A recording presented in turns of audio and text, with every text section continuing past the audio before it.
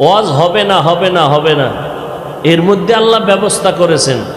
এটা পাইয়া আমাদের শুকর আদায় করা উচিত না? কষ্ট করে আসছেন, আপনাদের জোর করে কেউ নিয়ে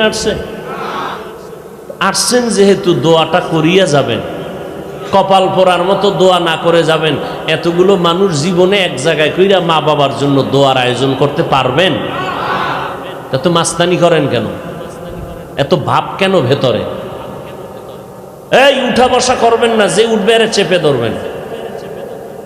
কিছু মানুষকে আটকাইয়ে এরপরে হেদায়েতের বাণী শুনাইতে হবে। কারণ শয়তান তো বসে নেই। শয়তান কি খুশি ছিল যে আজকে ওয়াজ হবেই না, কি খুশি। শয়তান তিন দল। কয় দল? জিন শয়তান, মানুষ শয়তান, নফস শয়তান।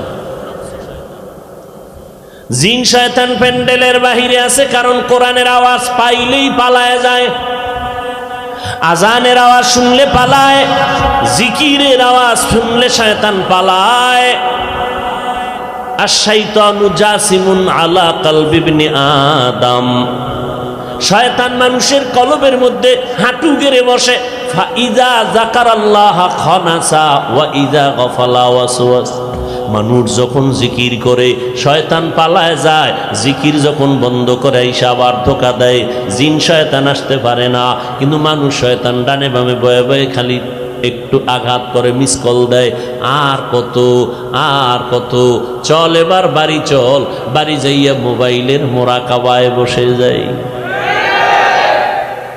আহ, কপাল পোড়া রে। আর এক